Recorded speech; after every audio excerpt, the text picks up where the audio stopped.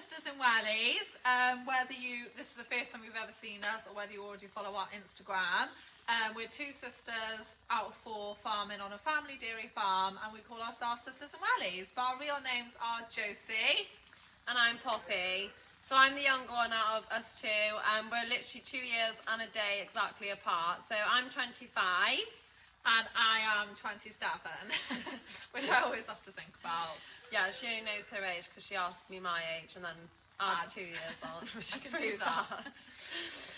So we're just, we decided to start a YouTube channel, as a few people have been asking us to do it, and we enjoy doing the Instagram, so we're going to give it a go. Why not? So it is quite new to us, so you'll have to just bear with us a bit with the quality. Our first lot of videos will be portrait, because a lot of our footage that we already have is, but then as we go on we'll start doing it landscape, so I think it fills more of the screen. But little things like that hopefully will improve in time. But yeah, excited. And the editing and the quality of the videos, things like that. The first few videos are going to be, you are just going to have to bear with us. We're new to it. Enjoy it enough to see past it. If we just stop, then you know it hasn't gone well. Yeah, which could definitely happen. So yeah, anyway, this is our first one. We thought we'd just give you like a really brief overview of the farm, like what we do here, who's here working, and then our future videos then will be going into depth on little things that we do on the farm. So as we've already said, we're Poppy and Josie, and we're actually 2 out of 4 sisters altogether. So our very eldest sister doesn't actually do anything with the farm as in work on it. She does her own thing with young autistic children and adults, and she also does a lot with gymnastics coaching as well. And then we have another sister who's 3 years older than me and just a year older than Josie. And she does a bit of 2 things. So we actually have an adventure park as well, which is linked to the farm. So our parents diversified back in 2001 and made like a play adventure for children. So our sister, her name's Heather, runs and manages that through the summer. And then when it closes in October, she helps out on the farm wherever she can. So mostly feeding calves and just wherever we need her, really. And then, of course, we've got our parents, the backbone to the farm, and their names are Richard and Dawn, and they are, very much still very heavily involved in farming and the farm park. We wouldn't be without them. No. Let's make that clear from the start. Yeah. They still do a lot, yeah. Yeah, they're really, really good. Like, they've handed a lot of responsibility onto me and Poppy, so it's nice. They're, like, willing to take a back step on certain things, but yeah, we definitely wouldn't be without them. They're still very heavily involved. I mean, every time I break something, I'm ringing my dad like, help. Yeah. Help. We are gearing up to eventually, me and Josie do hope to take on the farm, but for now that's the setup. So to tell you then a little bit about our farm, so we are a 200 head dairy herd, so we milk twice a day, every single day, through a herringbone parlour. So 2 years ago, we actually made a huge investment and put in a brand new parlour and setup. So we've got a 24/48 swing over gear herringbone then. So yeah, like I said, it's really new at the minute, but we absolutely love it. So we basically doubled in size from what our old parlour was. And we milk, at the minute we're milking about 200 cows. When everyone's milking, that's how many we have through that parlour then. Yeah. So we're the 4th generation of farming here at Clerkenhills, and me and Poppy are. So our great-granddad took tenancy on the farm in 1943. He was head horseman over in basically a farm nearby, a Slebbish estate. And then he got offered to come here and farm at Clerkenhills, so he did. And then our granddad, who we called Pop, he worked here then. And then he got offered to buy the farm in 1969. To which he did. So our dad took over the farm then with our mum. They did it together, and they sort of expanded on what our granddad had going on here. So like made the parlour from a 6 to a 12, did up the sheds and like did the farm really well. And yeah, they expanded on the parlour in 1989. So the parlour had been in for 50 years then, and because myself and Poppy were so like involved in the farm, it did get to a point where we couldn't really milk in that parlour anymore. It was like every day our dad was in there fixing something. It was falling apart. The cows got to a point where they didn't want to come in. They just weren't coming in to be milked. We weren't enjoying it. It was quite stressful. So we got to a point where we either had to come out of dairy and go down like the beef route or the sheep route. And then, or we stay in dairy, but we'd have to invest. So it took years of planning. It wasn't a case of in 2020 we just bought a parlour and put it in. It took years of like going to visit other farms, and we're so grateful to every single farm that we went to see, because I think we took something on board from every farm. Yeah, 100%. And then we just put a plan together, and October the 7th, 2020, we moved into a brand new parlour. So as I said, we have 200 dairy cows. So our breed are Friesians, mostly British Friesians, and then we do have some Holstein crosses in there, but that's like not really the main majority of the herd. To the point where, like, if we have a tall cow, we specifically name her something tall, so there isn't many. But yeah, mostly British Friesian, which works really well for our system. They're not too like demanding on anything really, so it does work really well for us. So as well as when we put in the parlour, we actually put a whole new shed up, and we put in a new setup as well. So we've got like a race where when the cows come out of being milked, they go through a foot bath and then they walk down a race. And from there we can split them off if we need to, whether they're on heat, so need to be AI'd, or whether they need to have their feet done, or if there's a cow we're not unsure, she looks a bit under the weather, we can pull her out, put her through the crush. So we've basically got a handling system right next to the parlour, which has just been amazing. Then we've got the calving pens as well. That's all part of the setup, so we can just, after milking, if someone's looking really heavy, like she might calve, we could just split her off through the splitting off gate and put her in a pen, so she's on her own separate on a straw bed and can just settle down and have a calf. And that's been massive as well, like life change for them and us. Yeah, so it wasn't just the parlour, we decided to invest in a whole new like setup around the parlour. And the collecting yard then is also undercover.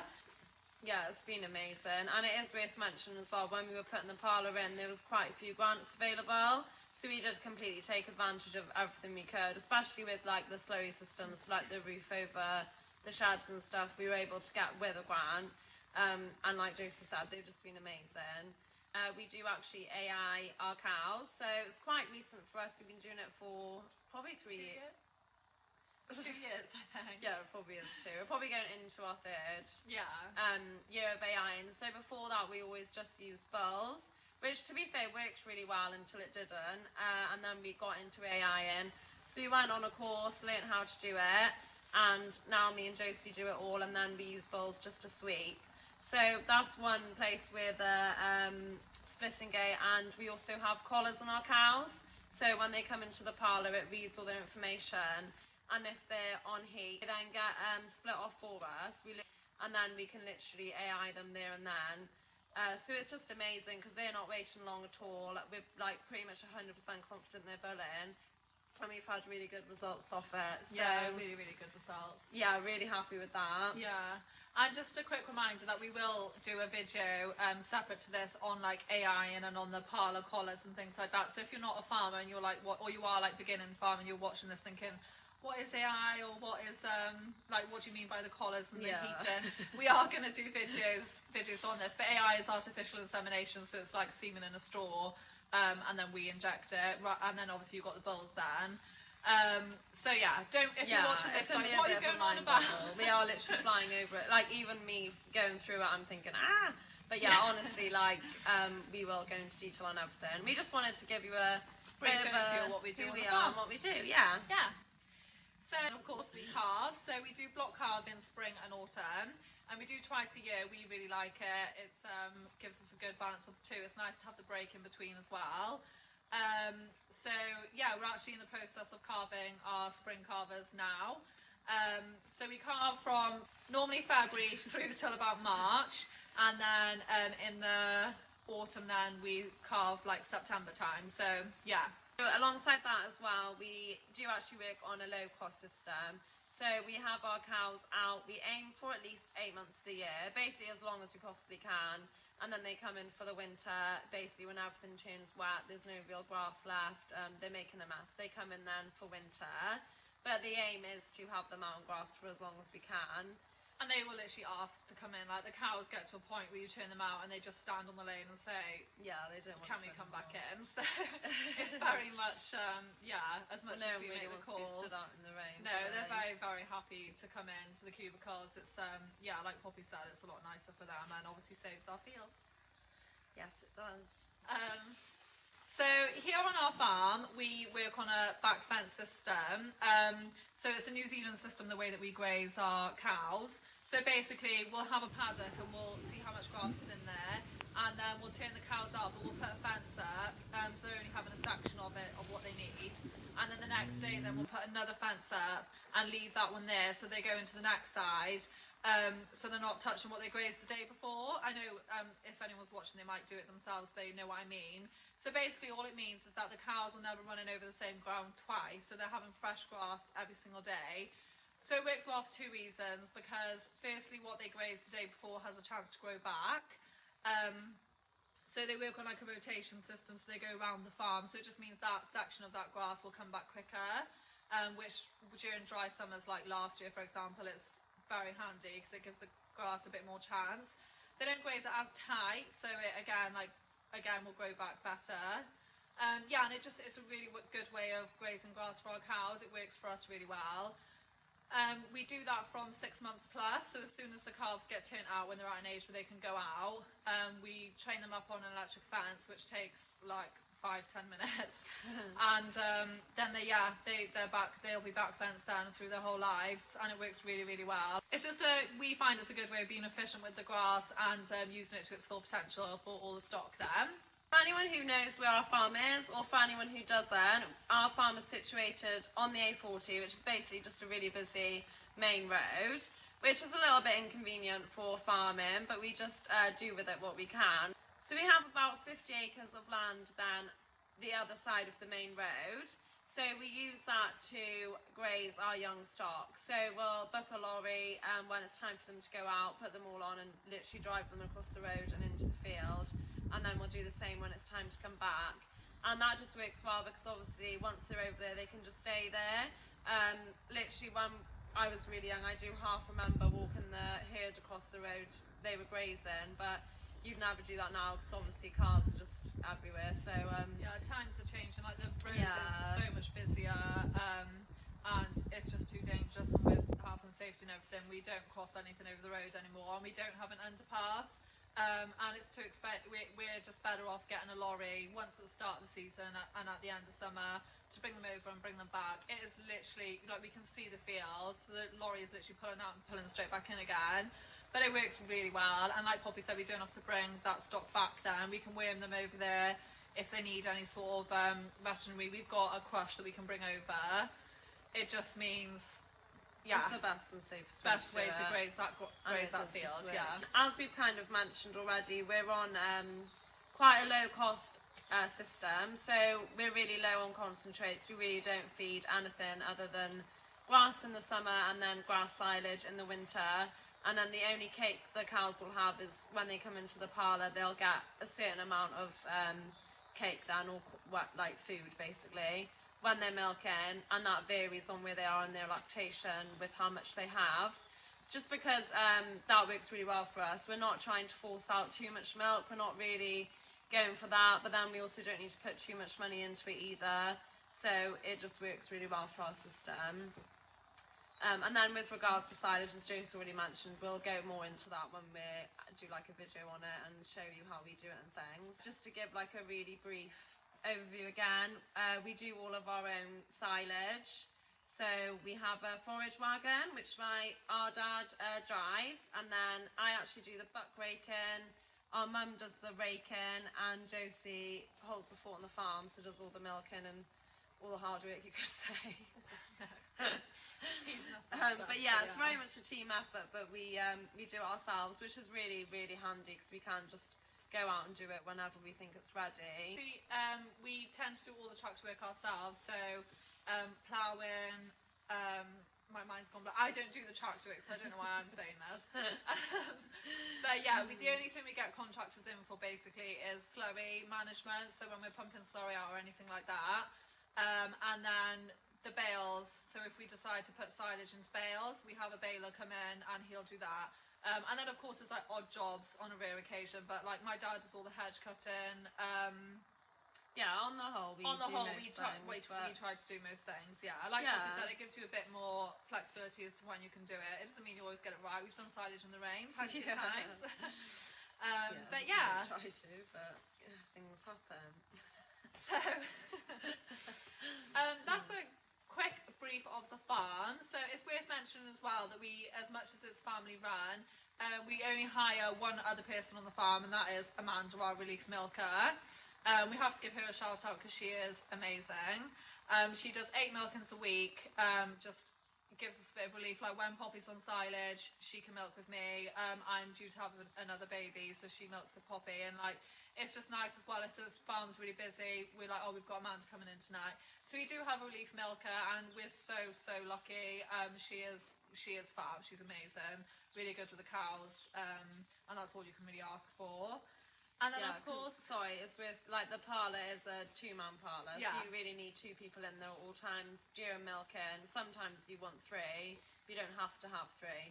So it's you wouldn't milk with one person, So she comes in and milks with either me or Poppy.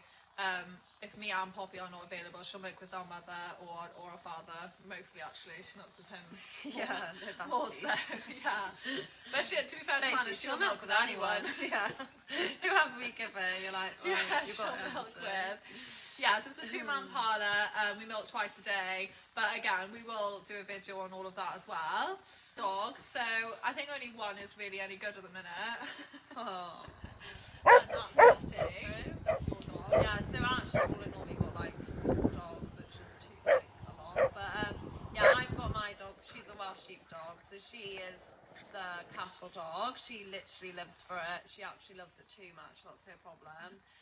Don't get me wrong, she's not like properly trained like a sheepdog should be, but she's good for us on the farm. Instinct on dogs is just amazing. Yeah, she's got cattle. the instinct. Yeah. And I've got a pet Springer Spaniel, and again, it's mad how you see the instincts because all he wants to do is chase birds and pheasants. But he will occasionally bark at a cow if like it's just me and him. And he knows he's got to. But no, he is here for the absolute lols. Yeah. Why not? Yeah, and then Heather then, who we mentioned at the start of the video, who also works on the farm, she's got a little Cocker Spaniel, and he is, like, she'll hate us for saying this, but he is as useless as it gets. He is living for Heather. He lives for Heather, yeah. And a ball. And a ball. And we won't forget Wag, because Wag is definitely not. Retired sheepdog, so he still does a bit, to be fair, but he's 14. Yeah. So he's just loving life now. He's basically our mum's dog mostly, so he just hangs out with her. And yeah, if she comes up to the farm, he'll come, but we don't expect anything of him. But no, he's worked his whole life, and then Lottie's kind of taken the reins on the last 2 years, and he's really quite happily stepped back. So he is just enjoying retirement now.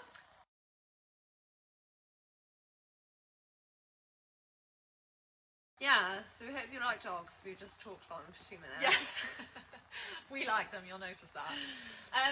So if hopefully you enjoyed this video, but they will get more interesting than this because we will actually do videos now on things rather than just stay tuned. Yeah. And make sure you give our Instagram a follow as well if you have Instagram and you'd like to. We're Sisters in Wellies. Sisters in Wellies on everything. And if you like our YouTube, then please do subscribe and like our video. And we'll see you soon.